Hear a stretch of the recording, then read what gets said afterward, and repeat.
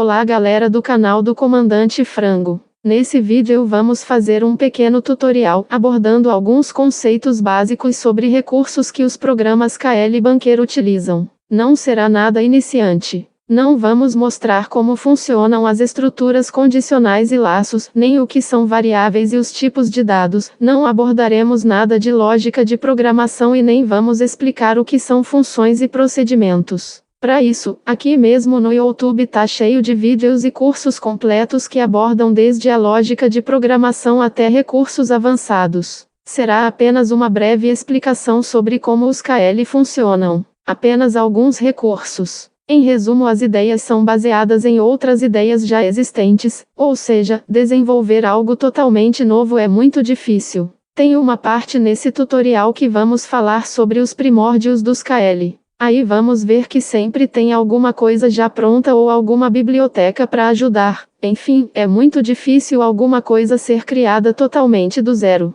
Tivemos acesso a muitas fontes de KL, e por isso decidi fazer esse pequeno tutorial mostrando os recursos mais comuns utilizados pelos KL. Vamos falar sobre os seguintes recursos. Handle. O identificador global. Identificação de janelas usando a API do Windows. Por Handle. Por listagem. Obter o título e nome da classe. Threads. Processamento paralelo. Obter o URL dos navegadores, desktops, screenshots, conexão sockets. Para o vídeo não ficar muito grande, vou soltando em partes durante as próximas semanas. Hoje vamos ver o resumo histórico e o primeiro tópico. Handles.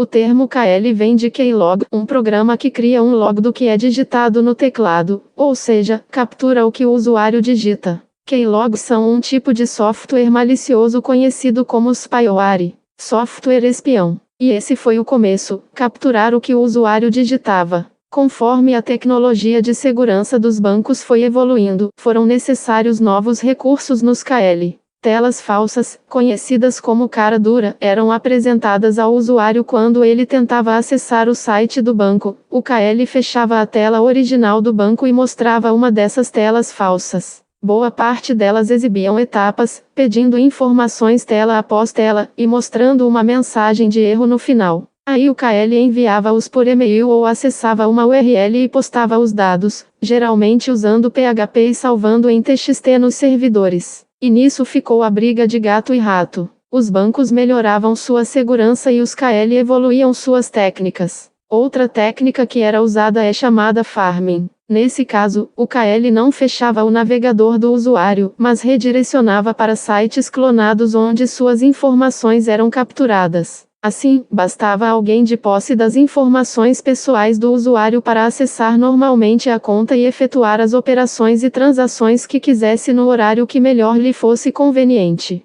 Em resposta, as instituições financeiras foram adotando medidas de segurança que combatesse essa prática. Tais medidas incluíam solicitação de tokens por meio de celular, SMS, ou mesmo, através de dispositivo eletrônico por transação, o que forçaria o usuário ter uma interação maior durante o acesso. E por fim, adoção de ferramenta de identificação e cadastramento de computadores, sendo essa a solução mais amplamente adotada pelas instituições financeiras brasileiras e, também, órgãos do governo. Esse módulo de proteção já teve diversos nomes e a empresa que desenvolveu já foi comprada e recomprada diversas vezes. Atualmente seu nome é Diebold Nixdorf. Como toda ação prevê uma reação, essa última medida forçou os desenvolvedores de KL a utilizar o conceito de RAT, sigla para Remote Administration Tool, ou ferramenta de administração remota. O conceito não é novo,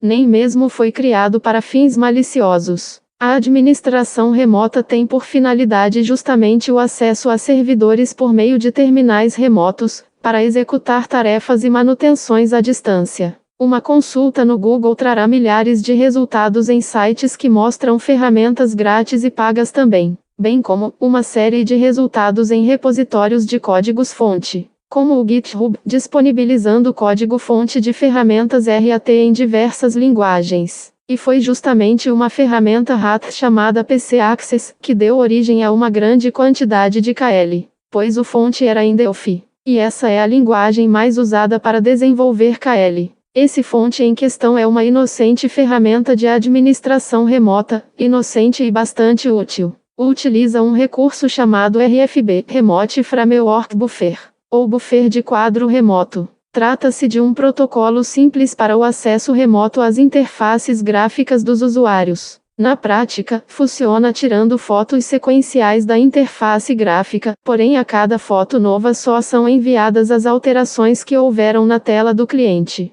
Por essa razão a comunicação é bem mais rápida. Por isso mesmo que surgiram 1.000 milhões de KL tendo esse fonte como base. Devido a essa enxurrada de KL circulando pela internet, o autor do fonte colocou um aviso de isenção onde não se responsabiliza pelo mau uso do software.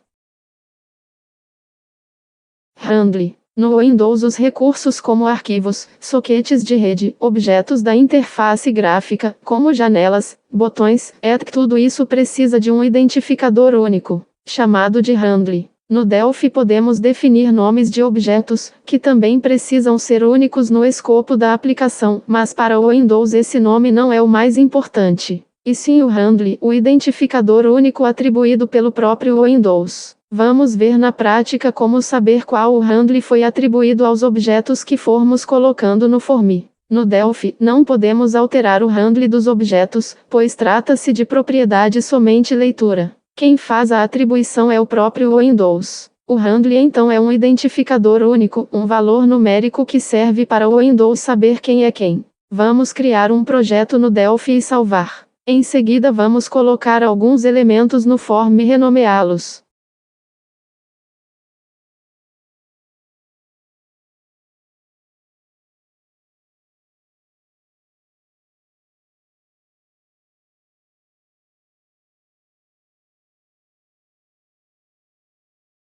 Com o projeto salvo, vamos colocar alguns componentes.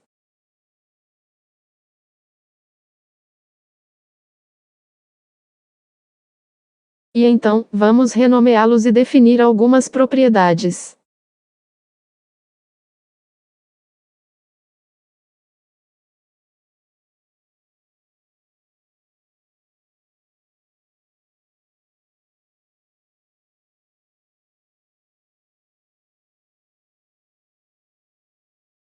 Vamos adicionar um código ao clicar no botão 1. Será adicionada uma linha ao memo mostrando a propriedade name e o handle que foi atribuído a ele. Name e handle. De volta ao código, agora vamos colocar mais umas linhas para mostrar o name e handle dos outros componentes.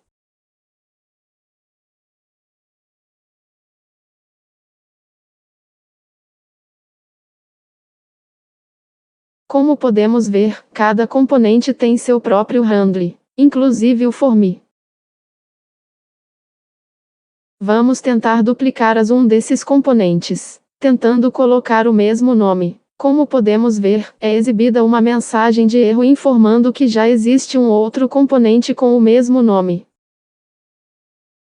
Agora, se criarmos um novo form nessa mesma aplicação, aí sim poderemos criar um novo botão com o nome repetido.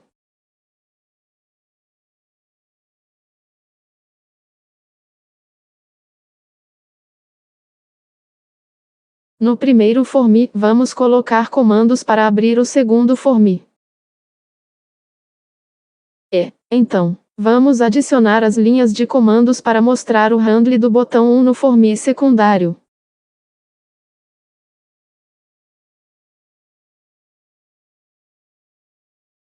Nessa aplicação tem dois botões com o mesmo nome, mas handles diferentes. Os nomes também precisam ser únicos, mas em escopos diferentes dentro da mesma aplicação que, nesse caso, estão em forms diferentes. Vamos agora fazer algumas alterações nesse projeto para exemplificar o uso dos handles. Vamos alterar as propriedades de um botão, onde x1, i1, x2 e i2 representam o tamanho e posição desse botão no formulário. Utilizaremos duas formas diferentes. Na primeira vamos alterar as propriedades diretamente no botão. Já na segunda forma vamos alterar as propriedades chamando a função da API do Windows que usa o handle do botão que estamos alterando.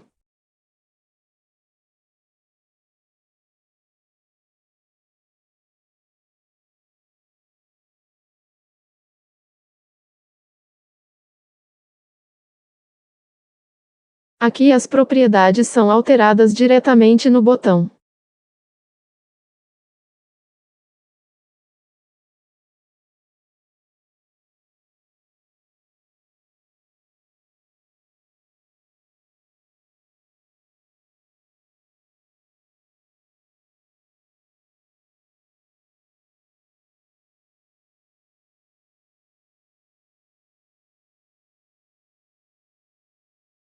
Agora, as propriedades serão alteradas por meio de função do Windows que utiliza o handle.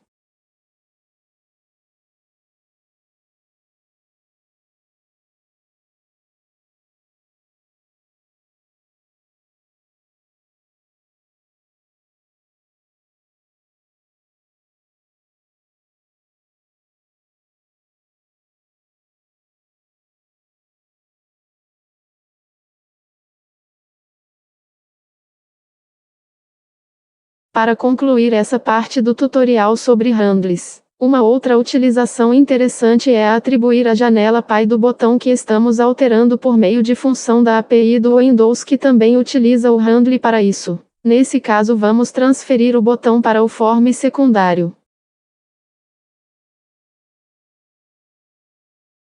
Até a próxima semana.